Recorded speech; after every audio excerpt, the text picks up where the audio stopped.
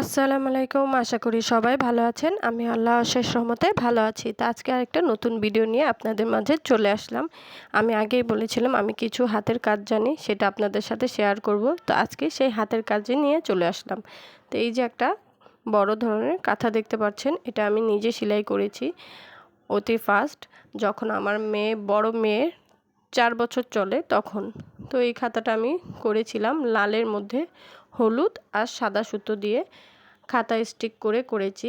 এটা হচ্ছে আমার প্রথম নকশি করা খাতা, সেটাই আমি আপনাদের সাথে আজকে দেখাচ্ছি। দেখে জানাবেন কেমন হয়েছে। মাঝখানে এরকম ডিজাইন দিয়েছি, আর এই যে সাইডে দেখেন এরকম মাছের মতো করে করে ডিজাইন দিয়েছি। সাইডে আরও কাজ আছে, এখনও অনেক কাজ বাকি আছে। তো এই কাজটা করে আমি মাঝখানের কাজ শেষ, মাঝখানে যে ডিজাইনটা করা ছিল সেটা হয়ে গেছে, শুধু সাইডের কাজটাই বাকি আছে। তো আজকে আপনাদের সাথে এটা আমি শেয়ার করছি। দেখেন দেখতে কেমন সুন্দর লাগছে, লালের মধ্যে হলুদ আর সাদাটা খুবই সুন্দর ফুটে আছে।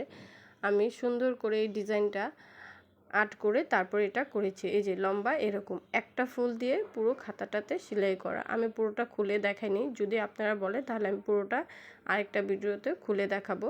আজকে শুধু আমি কাজটা কেমন করে করেছি সেটাই আপনাদের সাথে দেখাচ্ছি। আজকাল প্রায় ঘরে এখন মানুষ কাজ করে হাতের কাজ, তো সবাই এরকম কাজ পারে। আর সবাই এখন শখ এরকম করে করে ডিজাইন করে করে খাতা বলেন, ড্রেস বলেন, সব কিছু তৈরি করে। তো আমারও এরকম একটা শখ এবং আমার একটা ইচ্ছা আছে যে আমি আমার নিজের হাতের কাজের একটা কোনো বিজনেস করব। জানি না কবে করব, যেহেতু বাচ্চা ছোট।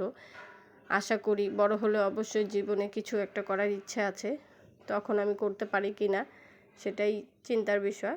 তো আমার এই কাজ করতে খুবই ভালো লাগে। হাতের কাজ আমার কাছে খুব পছন্দ। আমি হাতের কাজটাকে খুবই ভালো মনে করি মেয়েদের জন্য, ঘরে বসে করার জন্য। আর আমি যেহেতু ঢাকায় থাকি, এই হাতের কাজে এরকম কাউকে আমি দেখিনি বাসায় বসে বসে করতে। সবাই অন্য রকমের কাজ করে, কিন্তু ঢাকার মধ্যে হাতের সেলাই কাজটা আমি খুবই কম দেখেছি করতে। তো আজকে এই একটা দেখালাম। এই হচ্ছে আরেকটা খাতা, এই যে দেখেন এটা হচ্ছে গিয়ে হলুদের মধ্যে লাল সুতো দিয়ে করেছি। এটারও কাজ বাকি আছে। এটা একটা প্রথমে ভেবেছিলাম একটা সুতো টেনেই আমি পুরো কাজটা শেষ করব, তো করার পর দেখলাম খুবই ফাঁকা ফাঁকা মনে হচ্ছে। তো চিন্তা করছি আরেকটা ডাবল লাইন দিয়ে করে দিব, তাহলে দেখতে ভরাট দেখা যাবে আর কাজটা খুব ভালো লাগবে। আজকালকার ইউটিউবে এরকম ডিজাইন করা খাতা চলতেছে অনেক, তো সেটা দেখে আমি এরকম একটা খাতা করেছি। এটাও মাঝখানে অংশ শেষ, সব সাইডের শেষ, শুধু কর্নারে একটা ডিজাইন পুরো উঠিয়েছিলাম আর সাইড 3টা সাইড বাকি। মানে আমার কাজগুলো বেশিরভাগই অসম্পূর্ণ, কারণ কি আমি একা নিজের হাতে করি। তো যখন সময় পাই তখনই নিয়ে বসে যাই, একটু একটু করে সবগুলো কাজই করার চেষ্টা করি। এই যে সাইডের ডিজাইনটা আমি আপনাদের দেখাচ্ছি। দেখেন সাইডের ডিজাইনটা ঠিক এরকম হবে দেখতে। তো দেখেন দেখতে কত সুন্দর লাগছে। এটা যদি ডাবল করে দেওয়া হয় দেখতে আরও ভালো লাগবে। আর নকশি করা খাতা কার না পছন্দ, সবাই পছন্দ করে। আর আমার যেহেতু মাশাআল্লাহ 2টা মেয়ে, তা আমার ইচ্ছে আমি অবশ্যই ওদেরকে আমার হাতের কাজের কিছু কিছু জিনিস তৈরি করে দেব, যাতে ওরা পরে খুব আনন্দ পায়। তো আজকে ভিডিওটা এই পর্যন্তই। আল্লাহ হাফেজ।